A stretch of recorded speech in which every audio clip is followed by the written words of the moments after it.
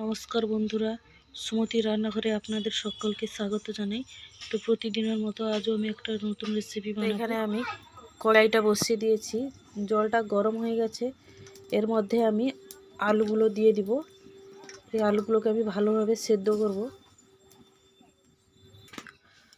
তো এখানে আমি বেশি করে আলু নিয়েছি, তো আপনাদের প্রয়োজনের মতন আলু নেবেন। এর মধ্যে দিয়ে দেব আমি লবণ। তো লবণটা দিয়ে আমি একটু ঢাকনা দিয়ে সেদ্ধ করে নেব। তো আমি এখানে ঢাকনা দিয়ে দিয়েছি, আমি আলুগুলোকে ভালো করে সেদ্ধ করে নেব। তো এটা সেদ্ধ হয়েছে কিনা আমি দেখব।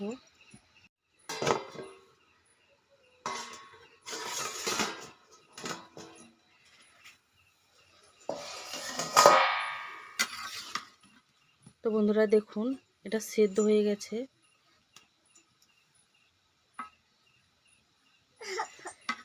এটাকে এবার আমি তুলে নেব। তো বন্ধুরা দেখুন, এটাতে একটা ঝুড়িতে আমি আলুগুলোকে ঢেলে নিয়েছি। এই আলুগুলো হালকা ঠান্ডা হয়ে গেলে এটাকে আমি ছাড়িয়ে নেব। আমি এখানে আলুগুলোকে এইভাবে ছাড়িয়ে নিয়েছি। এখানে কড়াইটা গরম হয়ে গেছে, এর মধ্যে আমি দিয়ে দেব তেল।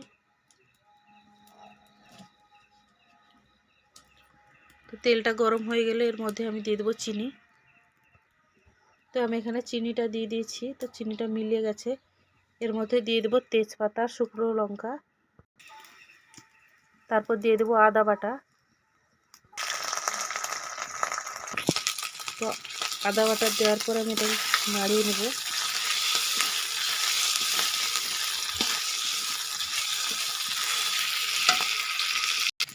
তো এর মধ্যে দিয়ে দেবো জিরে বাটা। জিরে বাটাটা দিয়ে দিচ্ছি, কিছুক্ষণ আগে নাড়িয়ে নেব। আমি অল্প কিছু জল দিয়ে দিব।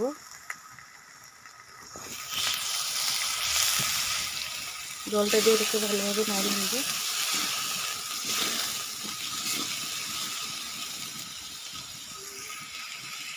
তো এর মধ্যে দিয়ে দেবো হলুদ গুঁড়ো, তারপর দিয়ে দেবো লঙ্কা গুঁড়ো, তারপর দিয়ে দেবো ধনে গুঁড়ো। তো এটাকে আবার ভালোভাবে মিশিয়ে নেব।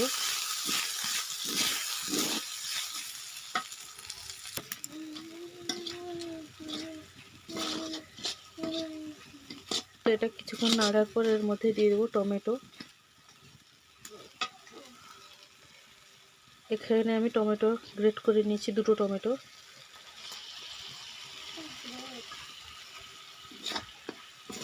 তো এটা ভালোভাবে মিশিয়ে নেওয়ার পর এর মধ্যে দিয়ে দেবো লবণ।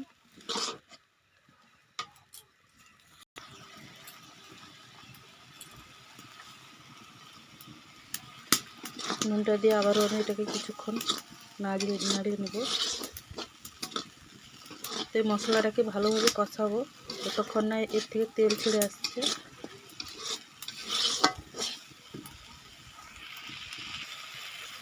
তো বন্ধুরা দেখুন, এটা তেল ছেড়ে এসছে। এর মধ্যে দিয়ে দেবো আমি গরম মশলা থেতো করা। এখানে আমি আগে করে থেতো করে রেখেছিলাম, এটা দিয়ে দিব।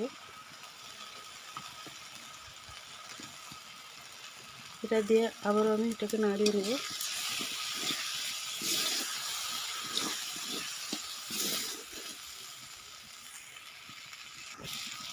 তো এটা ভালোভাবে কষানো হয়ে গেছে, এর মধ্যে দিয়ে দেবো আলুগুলো। আলুগুলো দিয়ে ভালোভাবে আলুর মধ্যে মশলাগুলোকে মাখিয়ে নেব। তো এটা ভালোভাবে মেশানো হয়ে গেছে, এর মধ্যে আমি দিয়ে দেবো 1 বাটি মতো জল।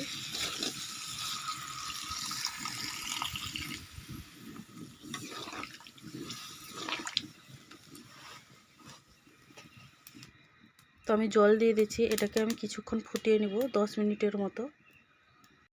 তো এটা হয়ে গেছে, এবার এটাকে আমি নামিয়ে নেব। তো আমি এখানে এটাকে নামিয়ে এর মধ্যে আমি ধনেপাতা দিয়ে দিয়েছি। তো আমি এই আলুর দমে কি হালকা জুস রেখেছি, এটা ঠান্ডা হয়ে গেলে আলুগুলো জুসগুলোকে টেনে নেয়, মাখো মাখো টাইপের হয়ে যাবে ঠান্ডা হলে। তার জন্য আমি এটাকে এরকমভাবেই রেখেছি। তো আপনারা চাইলে জুসটা নাও রাখতে পারো। আর এই রেসিপিটা রুটি পরোটার সঙ্গে খেলে ভালো লাগে, গরম ভাত বা মুড়ির সঙ্গে খেলে খুব দারুণ লাগে। তো এই রেসিপিটা দেখতে যেমন সুন্দর লাগছে আর খেতেও তেমন অসাধারণ লাগবে। তো একবার হলেও বাড়িতে বানিয়ে খাবেন, খুবই ভালো লাগবে। আর অবশ্যই জানাবে কেমন হয়েছে।